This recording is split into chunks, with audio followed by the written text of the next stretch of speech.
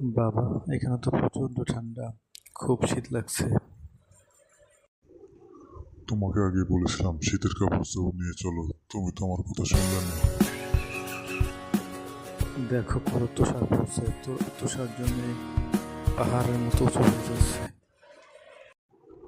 তোরা তো আর মুরব্বীদের কথা শুনবি না, সবসময় আমাদের অবাধ্য থাকবি।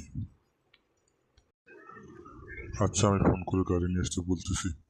গাড়ি আনলে আমরা এখন বিচে যাব, ঠিক আছে? হ্যালো নন্টু, আমাদের জন্য গাড়ি পাঠাও। এখানে প্রচন্ড ঠান্ডা, আমরা বিচে যাব। ওখানে শীত নাই, ওখানে গরম। তাড়াতাড়ি আমাদের জন্য গাড়ি পাঠাও। ঠিক আছে বাবা, চলো আমরা যাই, আমরা বিচে যাবো এখন।